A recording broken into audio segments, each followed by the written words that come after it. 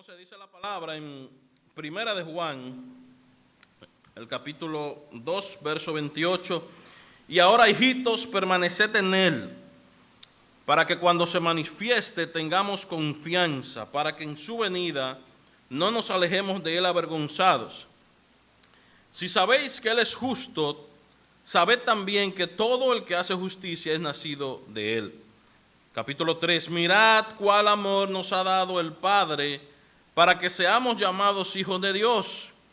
Por esto el mundo no nos conoce, porque no le conoció a él. Amados, ahora somos hijos de Dios y aún no se ha manifestado lo que hemos de ser, pero sabemos que cuando él se manifieste, seremos semejantes a él, porque le veremos tal como él es. Y todo aquel que tiene esta esperanza en él, se purifica a sí mismo, así como él es puro. Vamos a orar. Pueden sentarse, vamos a orar. Padre bueno y amado, bendito y eterno Dios, en esta preciosa mañana te hemos recordado a tu Hijo Jesucristo, quien entregó su vida por nosotros en la cruz.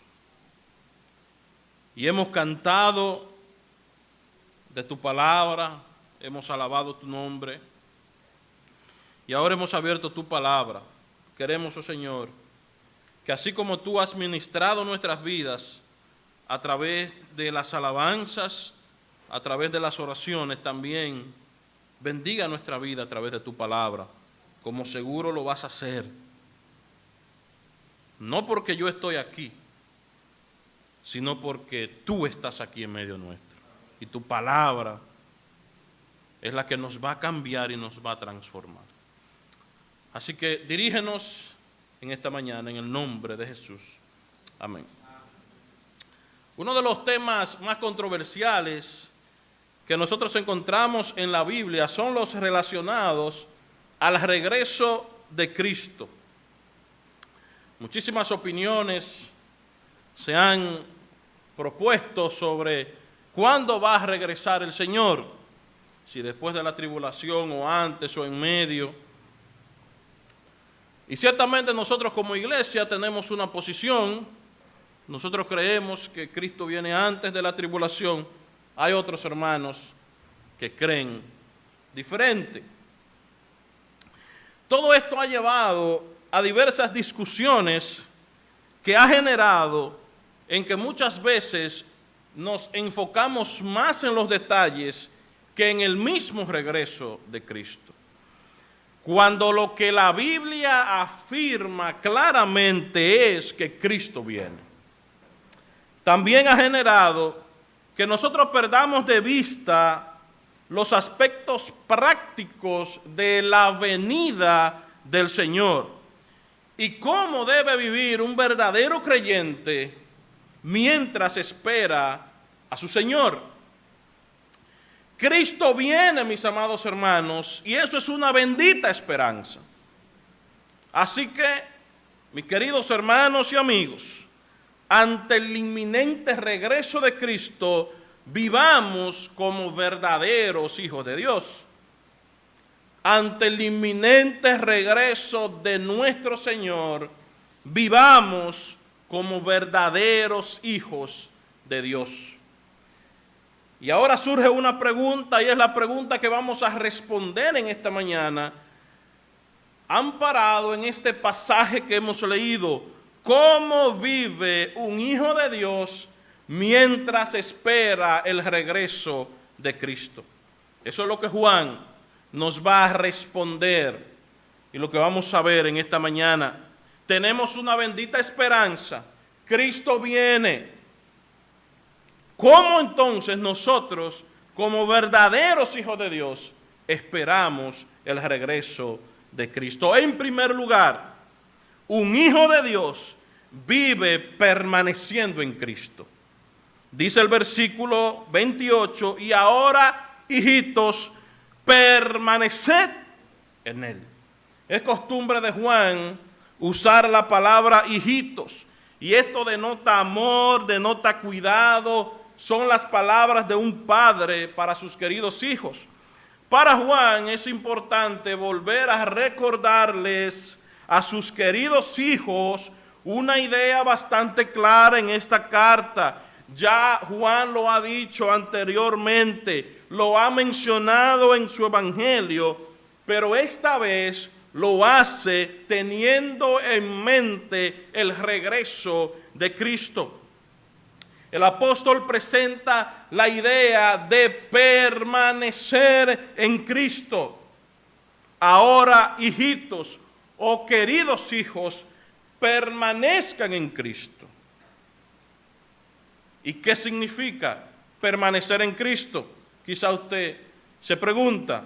Lo primero es que para nosotros permanecer en Cristo, primero hay que estar conectados con Cristo.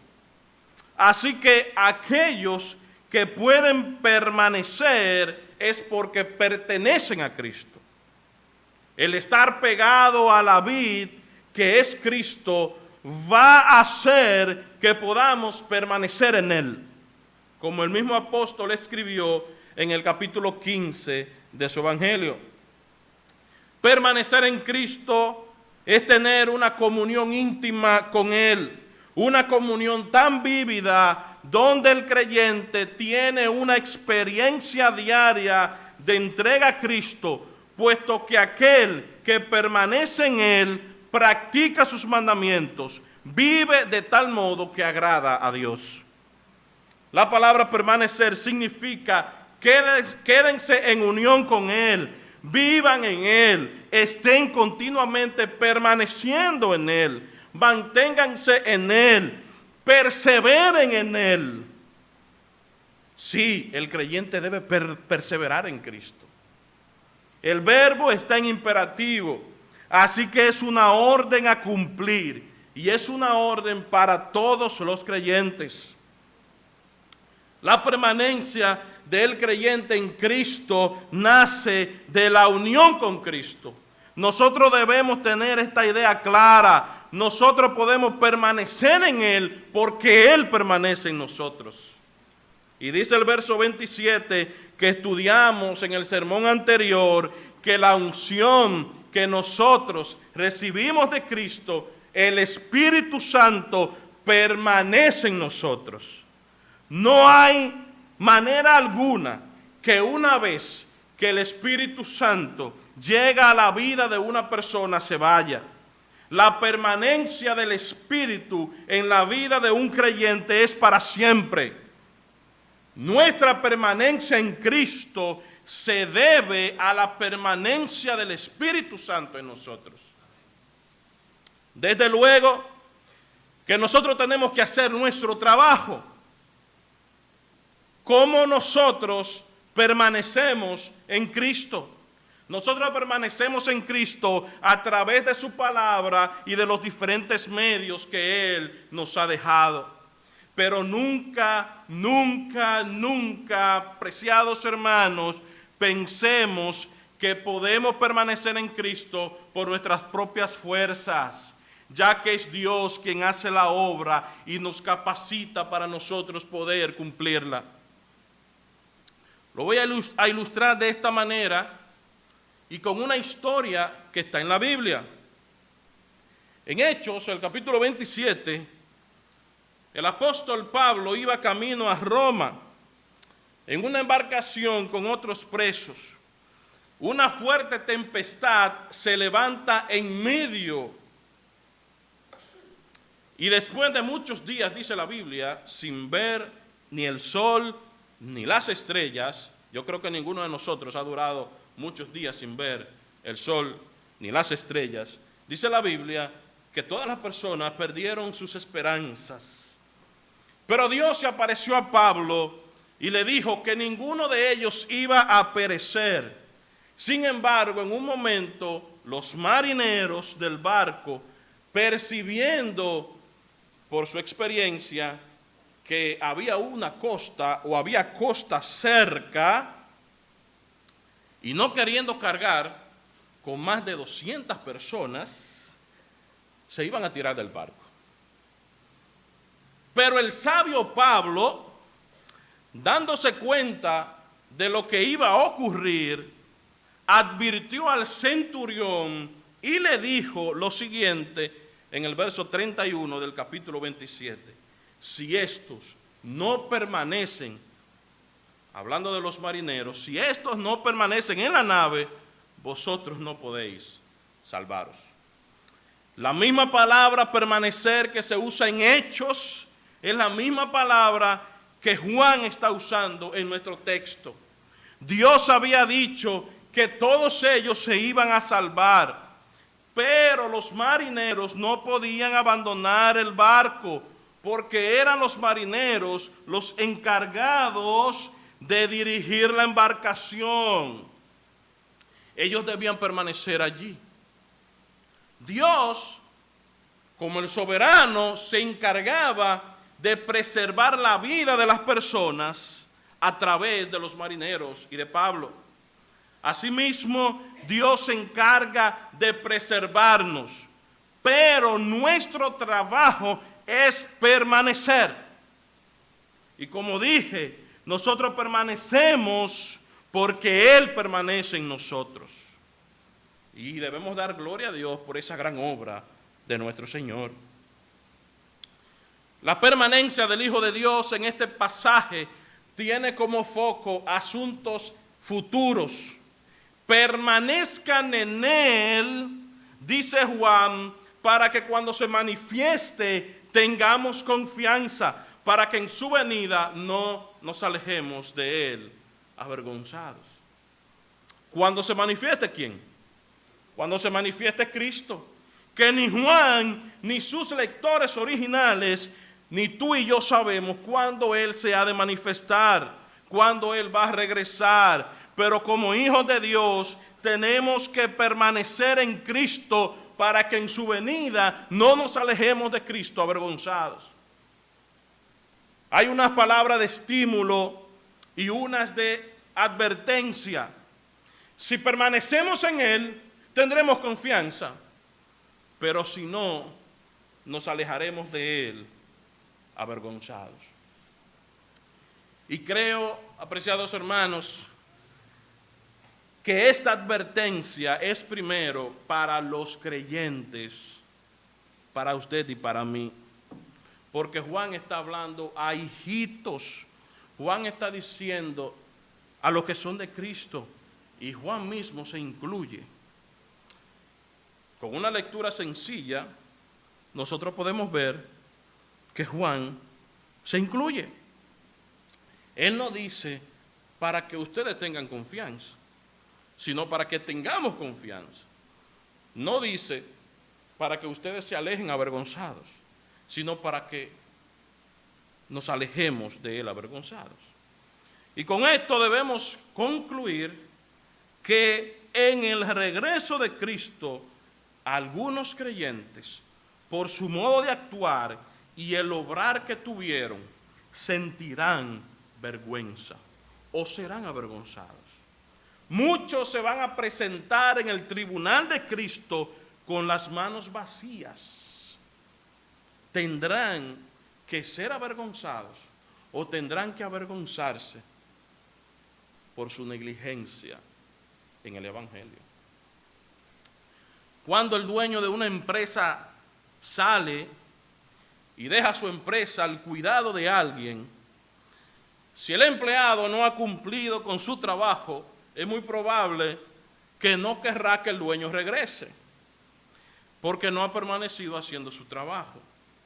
Pero si hizo su trabajo, el empleado querrá, anhelará que el dueño llegue para presentarle todo el trabajo que hizo. Y cuando llega el jefe, el que no hizo nada tiene que sentirse avergonzado y es muy probable que reciba unas duras palabras. Pero el que hizo su trabajo tiene confianza. Tiene confianza de que el jefe llegue, de que el dueño llegue. El jefe aplaude el buen trabajo que hizo y lo recompensa.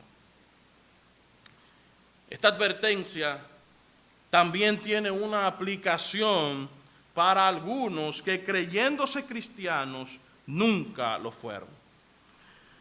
Cuando el Señor venga a un grupo, les va a decir: apartaos de mí, hacedores de maldad. Y estos serán alejados eternamente de la buena presencia de Dios sin esperanza. Los primeros serán avergonzados, pero salvados aunque por fuego. Los segundos serán arrojados al fuego eterno. En ninguno de los dos grupos conviene estar. Conviene estar en el grupo de aquellos que cuando Cristo regrese tengamos confianza. Y de aquel grupo que estamos seguros de que cuando Él venga no seremos avergonzados. Y de aquel grupo a los que Cristo dará coronas que a su vez serán puestas a los pies del Maestro. Yo te pregunto, mi hermano, ¿cómo tú estás viviendo? ¿Estás tú permaneciendo en Cristo? ¿Estás tú permaneciendo en el Salvador? Si tuvieras que presentarte delante de Él ahora mismo, si tú tuvieras que tener cara a cara a Cristo en este momento, ¿tendrías confianza o sentirías vergüenza? ¿Tendrías confianza porque hiciste lo que tenías que hacer? ¿O vas a sentir vergüenza porque sabes bien que no hiciste lo que tenías que hacer? ¿O te alejarás de Él avergonzado? O cuidado si eres de aquellos a los cuales el Señor les dirá: apartaos de mí. En segundo lugar,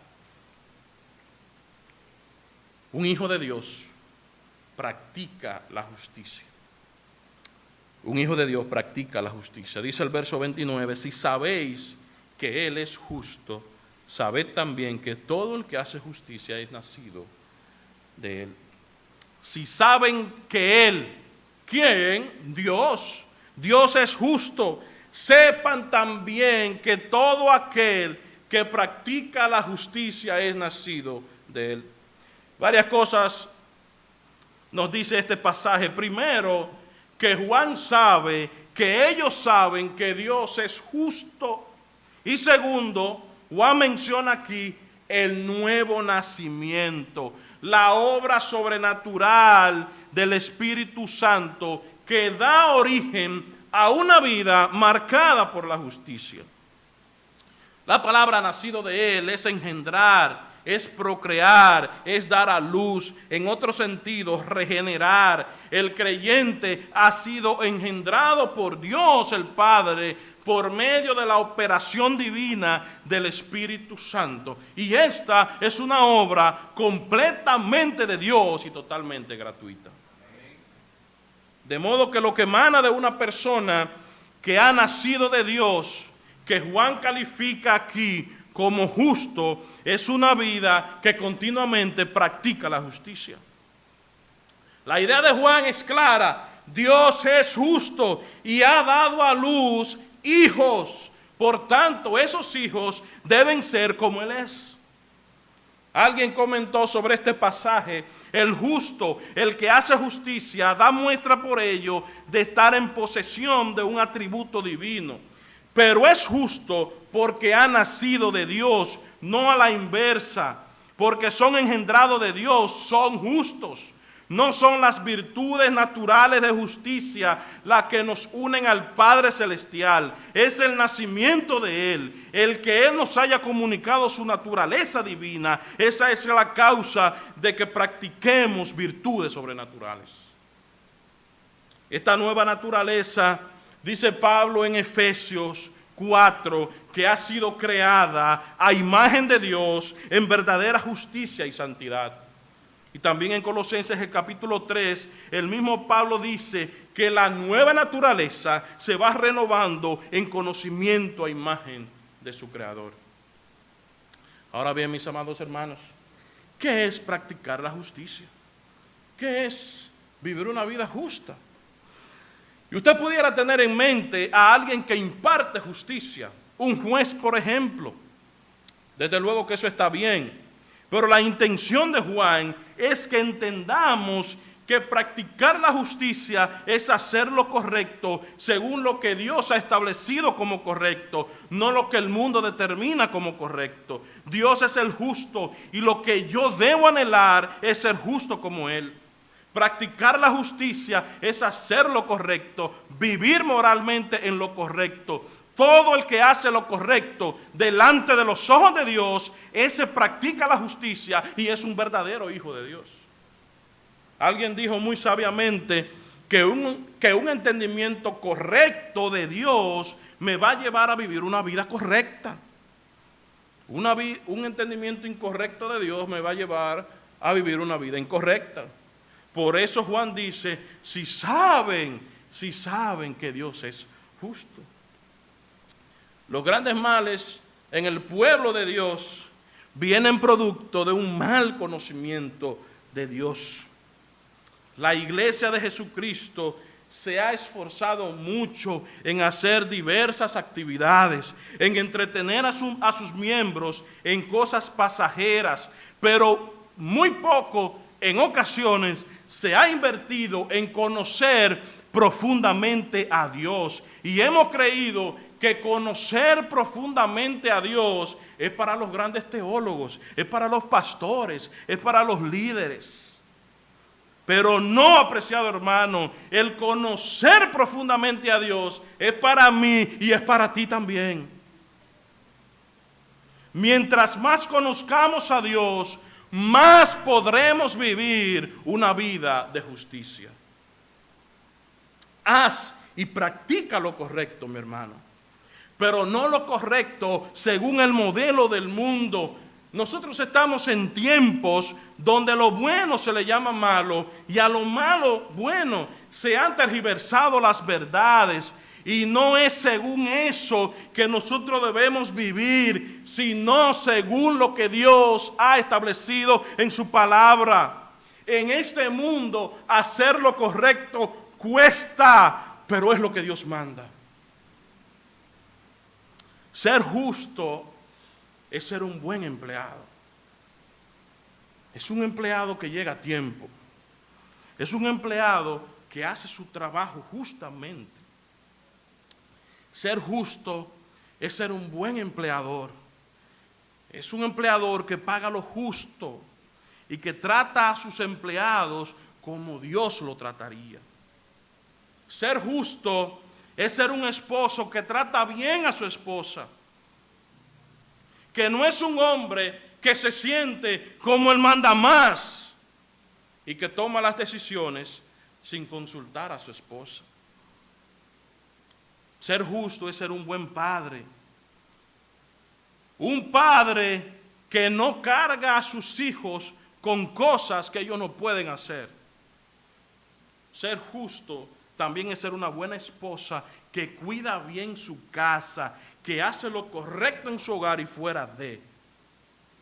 Y es una esposa que entiende su rol de ser ayuda idónea y que no se deja meter en su cabeza la idea de que yo tengo que ser igual a mi esposo. La idea feminista, ¿verdad? Nosotros somos somos iguales todos delante de Dios, en sentido de creación, de dignidad. El hombre no es más que la mujer, pero en roles somos diferentes y debemos entenderlo bien claro. Ser justo es una persona también que espera su turno en la fila. Hace ya algunos años, cuando yo trabajaba en Claro, en un día de muchas personas, congestionado, y Mauri sabe, con más de 20 o 25 personas, llegó un hermano, no es de aquí, gracias a Dios, líder de la ciudad, y viendo la fila enorme que había, y había que anotarse, había que dar su nombre en la recepción, y él llegando de último, de inmediato un representante dice su nombre. Vamos a pensar que se llama Pedrito. Y el representante dice, Pedrito. Y ese hermano, sabiendo que él llegó de último, se acercó al representante porque, paradójicamente o curiosamente, el nombre que el representante estaba diciendo era su mismo nombre. Pero él sabía que había llegado de último, que por ninguna razón le tocaba a él. Habían 20 personas delante de él. Y él se acercó y dijo que era ese, y tomó su turno. ¿Usted cree que eso es justo? Eso no es justo. Eso no es practicar la justicia. Porque si yo sé que he llegado de último y que hay muchísimas personas delante de mí, yo no puedo creerme el más sabio y pasar delante. Eso no es practicar la justicia. Si somos verdaderos hijos de Dios, nosotros vamos a practicar la justicia porque estamos vinculados con Cristo. Un verdadero hijo de Dios será justo como Cristo es justo. Nuestro ejemplo supremo de justicia es nuestro Señor y Salvador Jesucristo. En tercer lugar, un hijo de Dios vive siendo fortalecido con su realidad presente y con su esperanza futura. Juan comienza el capítulo 3 con un grito de júbilo. Y aunque usted no lo sienta así, quizá usted dice, mirad cuál amor nos ha dado el Padre. Pero no es así como Juan está escribiendo estas palabras. Juan está fortalecido, Juan está gozoso al saber que ha sido engendrado por Dios, al saber que es un hijo de Dios y despliega ese sentimiento a sus lectores originales. Juan no está aquí con nosotros. Tenemos solo lo que él escribió, pero Juan exclama desde lo más profundo de su corazón, ¡cuán amor nos ha dado el Padre! Mirad, presten atención a ese amor tan glorioso que nos ha dado el Padre, para que nosotros seamos llamados hijos de Dios. Fíjense en ese amor que sobrepasa todo entendimiento. El término que Juan usa aquí da a entender que el amor de Dios está fuera de lo normal, está fuera de lo terrenal, tan particular para nuestra experiencia que apenas podemos esperar su resultado. ¿Cuál es el resultado de ese amor? Que ahora somos hijos de Dios. Y Juan añade, y lo somos. Somos hijos de Dios. Pero somos hijos de Dios por su soberana voluntad. Así como un hijo no decide quién es su padre, nosotros no podemos decidir por nuestra propia cuenta que seremos hijos de Dios. Él tiene que obrar sobrenaturalmente para hacernos sus hijos. Sí, nosotros un día dijimos a Dios que queríamos ser sus hijos, pero hace tiempo que Él ya había dicho que sería nuestro Padre. La dicha de ser un hijo de Dios es una obra de nuestro Padre. No hay ningún mérito humano que nos haga hijo de Dios. Al contrario, si fuera por nuestras obras, hace rato que el buen Padre nos hubiese botado de su casa, como a hijos malos. Yo no sé, mi hermano, cuándo fue la última vez que diste gracias a Dios porque te adoptó como su hijo. ¿Cuándo fue la última vez que te levantaste alegre al saber que Dios es tu Padre? Dios nos ha adoptado como sus hijos. Nosotros antes éramos hijos de ira, ahora somos hijos de Dios. Antes éramos hijos de las tinieblas, ahora somos hijos de Dios. Me imagino que los hijos de los más poderosos del mundo se levantan y dicen, wow, pero yo soy hijo de mi papá. Otros andan en la calle y le da orgullo decir que es un hijo de fulano de tal. Óyeme, yo soy hijo de fulano de tal. Pues déjame decirte, hermano y hermana, que tú eres un hijo o hija de Dios, el creador, el soberano, el eterno, el bondadoso, que no nos dé vergüenza decir, yo soy un hijo de Dios. Que no nos dé vergüenza, amados hermanos, decir yo soy un hijo de Dios. Y Juan dice, el mundo no nos conoce porque no le conoció a Él, a Dios. En otra parte, dice que el mundo nos aborrece. Juan capítulo 17. Dice el conocido escritor John MacArthur que somos los verdaderos extraterrestres. Que somos verdaderos extraterrestres. Y sigue diciendo él que ante el nuevo nacimiento que se nos ha dado, hemos recibido una nueva naturaleza que es según Dios.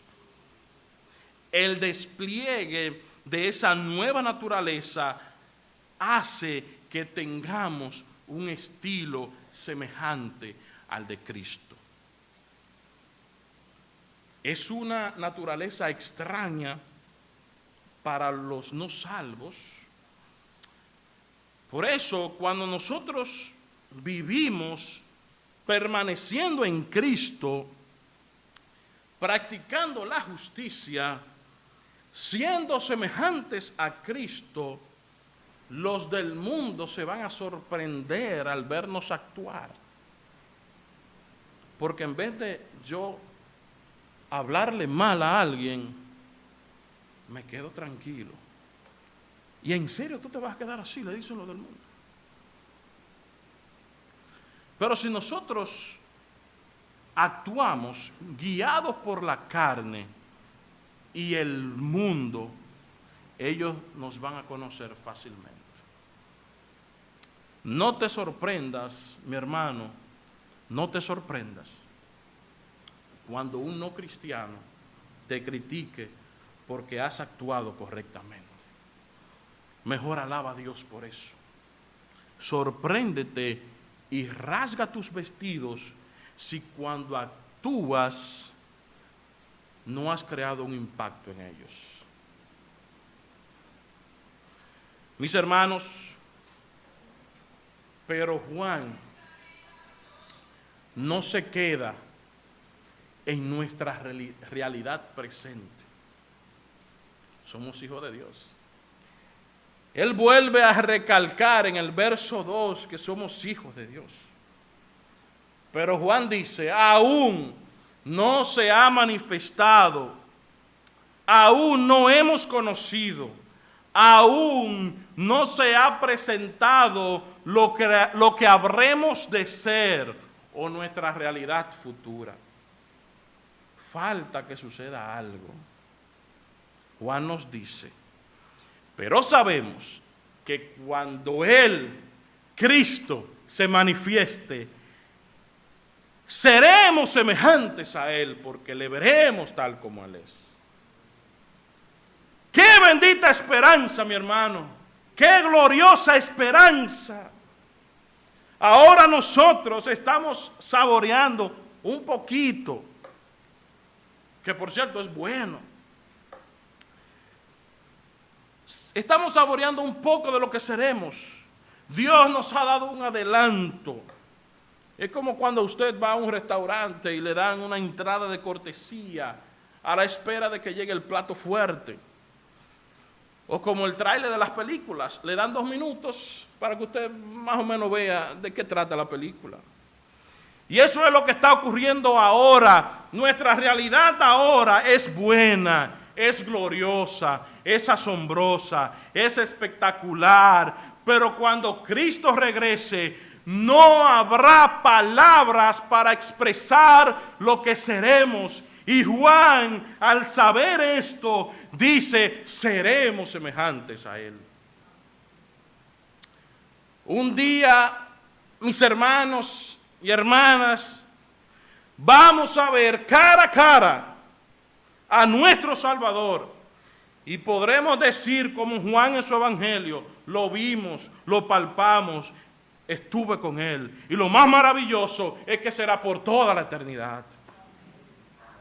Pablo lo plasmó en Colosenses, el capítulo 3, verso 4, cuando Cristo, que es vuestra vida, se manifieste, entonces también ustedes serán manifestados con Él en gloria. Cristo es nuestra vida. Un día Él se va a manifestar y nosotros también nos vamos a manifestar con Él. Del pasaje surge una pregunta. Ya que nunca nosotros podremos llegar a ser igual a Dios, entonces, ¿de qué manera seremos semejantes a Cristo? No quiere decir esto que dejaremos de ser nosotros mismos. Quiere decir esto que nosotros tendremos un cuerpo resucitado y glorificado igual al de Cristo. Y esto es una esperanza para los que han muerto en Cristo. También seremos semejantes a Él en santidad. En el cielo, amados hermanos, será restaurada la condición del hombre antes del pecado. Nuestro carácter y nuestra naturaleza se van a perfeccionar a la perfecta imagen de Jesús.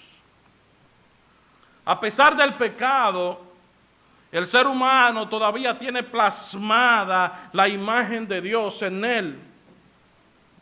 Nosotros, los seres humanos, tenemos la imagen de Dios en nosotros, pero está manchada, está distorsionada, ha sido distorsionada y manchada a causa del pecado. Al regreso de Cristo todo será igual como antes, santos y sin pecado. Spurgeon dijo, la eternidad debe ser el período para el pleno desarrollo del cristiano y para la exhibición sin pecado de la gloria que Dios le ha dado.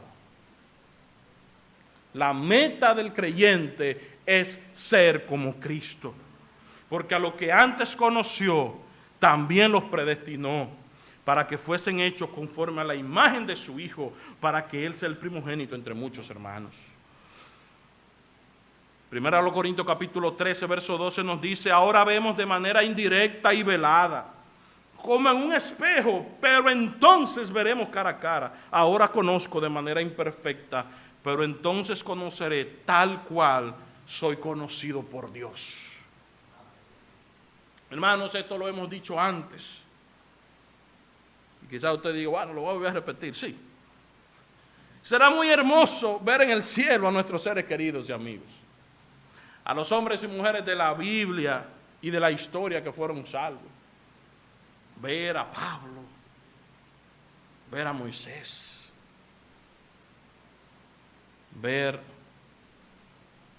a otros hombres y mujeres que dieron su vida por Cristo. Y será bueno y glorioso disfrutar de los cielos nuevos y de la tierra nueva, completamente renovadas, sin la maldición del pecado. Sin embargo, ninguna de esas cosas, por muy valiosas que sean, hace que el cielo sea tan glorioso. Lo que hace el cielo, cielo, y lo que hace el cielo glorioso, esplendoroso, es la presencia sin obstáculo, sin restricciones de nuestro Señor. Y verlo tal como Él es, será la experiencia más grande del universo. El cielo es cielo porque Cristo está allí.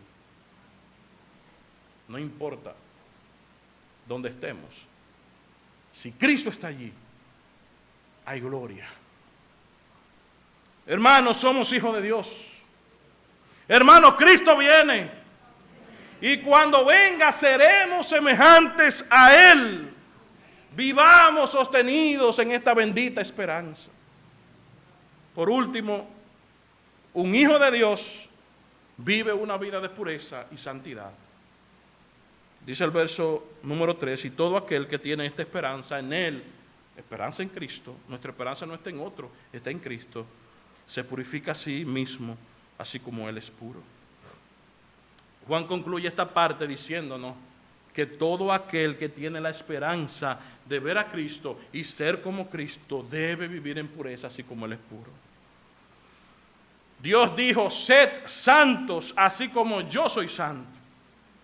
La vida de un verdadero hijo de Dios está marcada por una vida de santidad y pureza delante de Dios y delante de los hombres. Vivir en santidad y pureza es desechar todo mal obrar, es desechar todo lo que Dios desecha, es aborrecer el pecado y amar la justicia, amar lo correcto y vivir íntegramente.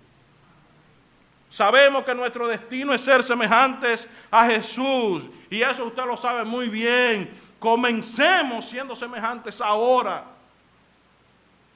Alguien escribió, tener la anticipación de estar con Jesús, de la pronta venida de Jesucristo, puede tener un maravilloso efecto purificador en nuestras vidas. Nos hace querer estar listos, servirle ahora, agradarle ahora.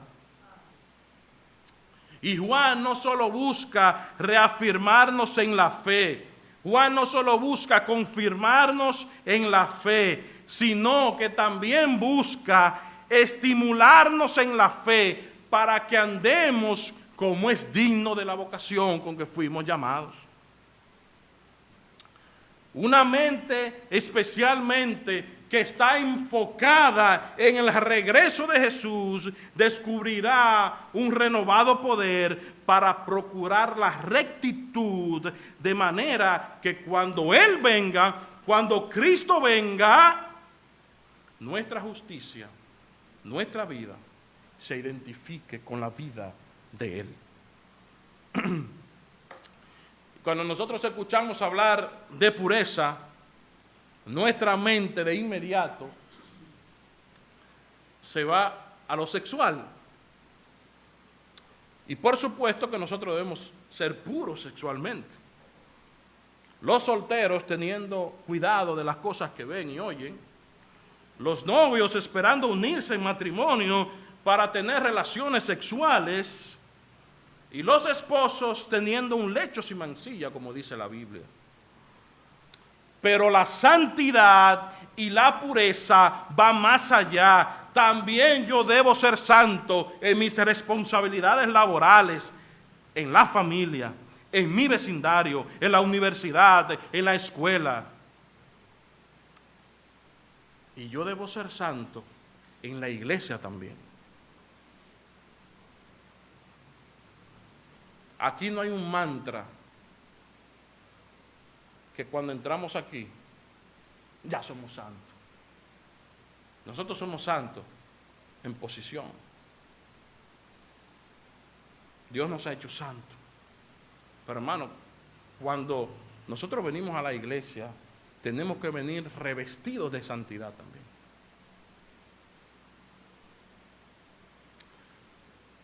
Herbert Lockyer, en el prólogo del libro En pos de la santidad, de Jerry Bridges, citaba al poeta y pintor William Blake, quien le propuso a sus lectores que quitasen la santidad y se pusieran el intelecto. Pero decía Lockyer, divorciado de la santidad divina, el intelecto es como un barco sin capitán, condenado al desastre. En nuestra búsqueda de la santidad, decía él, nuestra oración debe ser: toma mi intelecto y usa todos tus poderes según tu voluntad, Señor. En este mundo y en la iglesia, nosotros necesitamos más personas preocupadas por la santidad que por el intelecto. Necesitamos personas que busquen más la santidad que la felicidad. Necesitamos menos mensajes de busca la felicidad, ve tras tus sueños, ve, haz esto, tú puedes hacer esto, tú puedes hacer aquello. Y necesitamos más mensajes que nos insten a buscar la santidad, a ir en pos de la santidad y la pureza. El mismo Jerry Bridges escribió: vivir una vida santa es vivir una vida de conformidad con los preceptos morales de la Biblia y en contraste con la orientación pecaminosa del mundo. Amados hermanos, Dios es santo. Nosotros debemos ser santos también. El llamado a la vida santa se basa en el hecho de que el mismo Dios es santo. La santidad es uno de los atributos de Dios que más impresiona. Imagínate, el hecho de que Dios es santo y que no tiene ninguna relación con el pecado, hizo que Cristo fuera a la cruz. De modo que Dios toma en serio la santidad. Nosotros debemos hacerlo también. Juan dijo anteriormente, o había dicho anteriormente, que Dios es luz y que no hay ninguna tinieblas en él. Dios está libre de todo mal moral, y Él mismo es el estandarte de nuestra pureza. ¿Quién como tú, oh Dios, entre los dioses? ¿Quién como tú, magnífico en santidad, terrible en maravillosas hazañas, hacedor de prodigios? Dice Éxodo. La santidad, apreciados hermanos, es una lucha que vamos a estar librando cada día mientras estemos en esta tierra. ¿Y vamos a pecar? Seguro que sí. Pero recuerda la promesa de aquí, de este pasaje: seremos semejantes a Él, sin pecado, sin maldad. Un día será, mientras tanto vivamos en santidad. Algunos pensamientos finales para los amigos que están aquí sin Cristo. Busca a Cristo y aférrate a Cristo. El único que puede hacer que tú vivas santamente es Cristo. Ya hay personas no creyentes que viven una vida bien.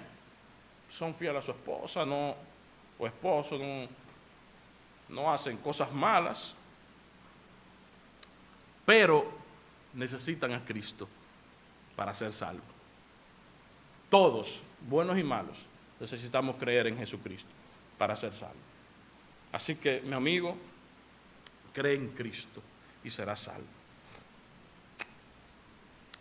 Amados hermanos, Cristo viene.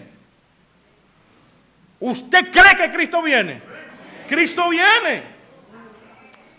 Así que permanezcamos agarrados de la vida, porque es de la única manera que vamos a poder ser agradables cuando tengamos que encontrarnos con Cristo. Vivimos en un mundo muy injusto. Ciertamente, vemos injusticia todos los días. La sociedad de nuestros días es enemiga de lo justo y de hacer lo correcto, de hacer lo que agrada a Dios. Por tanto, nosotros tenemos una nueva naturaleza, que somos hijos de Dios, del Dios eterno. Debemos actuar apegados a los principios bíblicos. Hermanos y hermanas, no solamente somos creación de Dios, somos más que eso. Hemos sido adoptados por Dios. Pero un día, veremos a Cristo cara a cara y vamos a poder decir, no más oscuridad, pues su rostro siempre resplandecerá, la injusticia cesará y todo él restaurará. Mis hermanos, Cristo, nuestro Señor, nuestro Salvador, Cristo, el mismo que vino hace 2000 años, el mismo que se fue y ascendió a los cielos, ese mismo Cristo un día volverá. Y Él para siempre reinará. Toda rodilla se doblará y toda lengua confesará que Jesús es el Señor. Mientras nosotros esperamos nuestra completa redención, seamos santos, santo como aquel que nos redimió es santo. Amados hermanos, Cristo viene, bendita esperanza y gloriosa esperanza. Cristo viene, Cristo volverá y estaremos con Él por siempre. Que Dios nos bendiga.